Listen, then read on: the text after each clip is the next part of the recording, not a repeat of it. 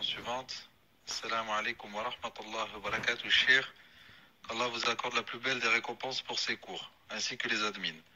J'aimerais savoir si c'est normal pour une personne de déprimée, être soucieuse et réfléchir beaucoup, au moins une fois par mois. Quels sont vos conseils pour réussir à atteindre le bien-être moral et comment réussir à mieux accepter les difficultés et les malheurs qui nous arrivent? Barakallahu fikum, Cheikh. Allah vous accorde le Firdaus. Tfadal, Cheikh. Naam, c'est comme j'ai dit, je pense, Wallahu ta'ala, la fois passée, c'est que, en général, le croyant, qu'est-ce qu'il a? Il a quelque chose qui le différencie des autres. Entre autres, il a beaucoup de choses. Entre autres, une chose importante, c'est laquelle? C'est que c'est quelqu'un qui se sent presque tout le temps, heureux, et il se sent presque tout le temps avec un cœur apaisé. Et il n'y a pas une grande richesse comme d'avoir le cœur apaisé. Car tu peux avoir des milliards et te suicider. Vous voyez, aux États-Unis, en France, partout, des gens, des milliardaires qui se suicident, qui se jettent, ou bien de la fenêtre, ou bien qui prennent des pilules, je ne sais pas quoi, un mohim qui se suicide alors que ce sont des milliardaires. Et le croyant, tu trouves que c'est lui le plus pauvre, il vit dans un bidonville, et il est là, masha'Allah, avec un cœur apaisé. Un mohim, ce que je voulais dire, cette chose dont je suis en train de parler, et que Allah subhanahu wa ta'ala donne à ses serviteurs, c'est une grande aide. C'est une grande aide qu'il ne donne qu'à ses serviteurs et ceux qui l'adorent et le suivent. Pourquoi? Pour les aider à surpasser les difficultés et pour repousser de ses serviteurs les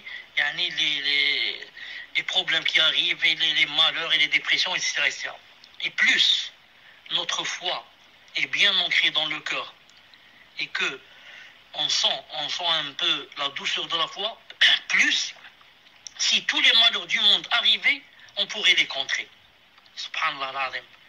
Et plus la foi est faible, et plus un petit malheur, il risque d'ébranler la personne et de la jeter tout à fait de l'autre côté, ou de la faire même, comme j'ai dit, de la faire suicider. Si vraiment la foi est faible. Juste un petit malheur. On te dit juste, on t'a volé 100 euros. Classe. On m'a volé 100 euros. Classe. Il va tomber malade et je ne sais pas, peut-être ce sera sa fin.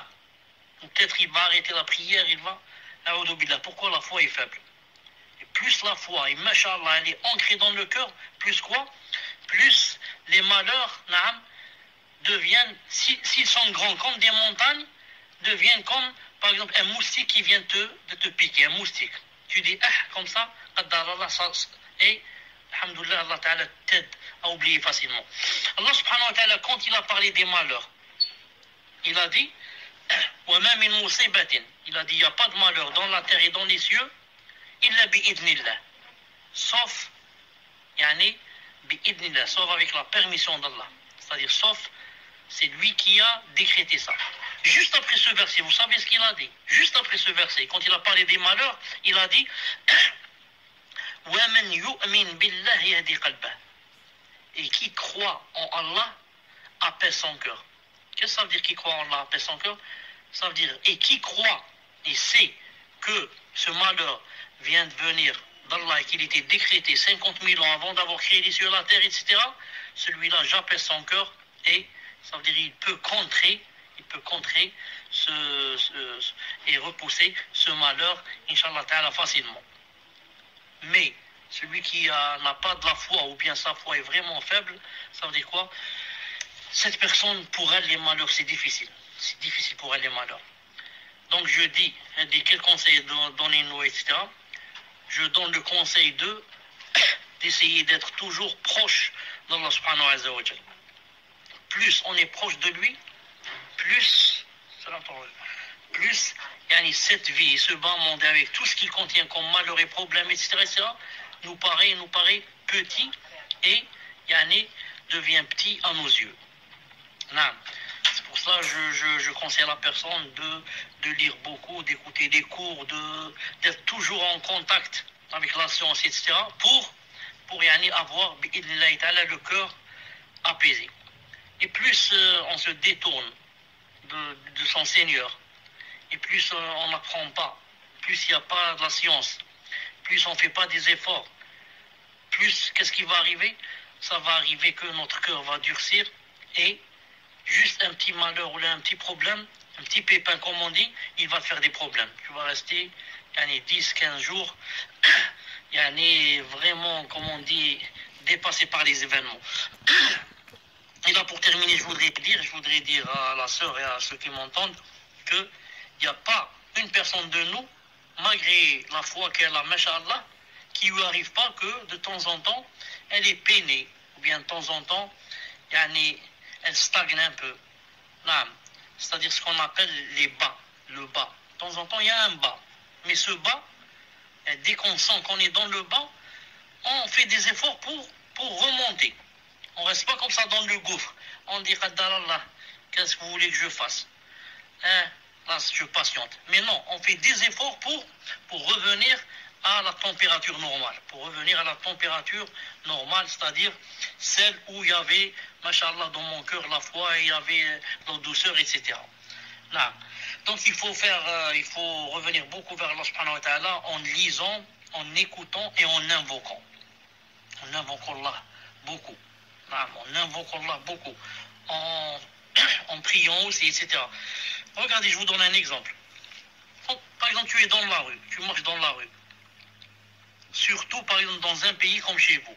Un pays comme chez vous, où c'est un pays où il n'y a pas, l'islam, même le christianisme. Le christianisme, chez vous, il n'est pas appliqué.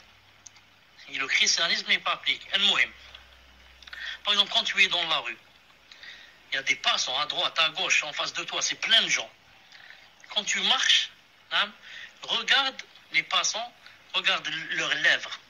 Est-ce que tu trouves une personne qui, par exemple, est en train de dire Subhanallah, Alhamdulillah, la ilaha illallah, Allahu Akbar, Subhanallah, Alhamdulillah, la ilaha illallah. C'est impossible, ça, dans un pays c'est pas musulman. Dans un pays de musulmans, et c'est rare, il n'y a pas beaucoup. Qu'en est-il, donc toi, en voyant des gens pareils, et que personne n'est en train d'invoquer Allah subhanahu wa ta'ala, dis-toi dans ton cœur, si maintenant moi je vais invoquer Allah subhanahu wa ta'ala, entouré de tous ces ignorants, ces pauvres, et peut-être ces athées aussi, qui ne connaissent rien de l'au-delà ni de leur Seigneur, donc c'est vraiment que Allah ta'ala m'aime, et c'est que vraiment j'ai un statut chez Allah subhanahu wa ta'ala. Ça, il n'y a personne dans la rue qui est en train d'invoquer. Regarde bien leur bouche ou leurs lèvres, aucune lèvre n'est en train de bouger. Et toi, tu es subhanallah, alhamdulillah, la ilaha, toute seule. Personne ne sait ce que tu es en train de dire, juste entre mes lèvres. Subhanallah al-Azim, c'est que vraiment Allah subhanahu wa ta'ala t'a choisi parmi ces milliers, ces millions de gens. C'est vraiment une grande ni'ma.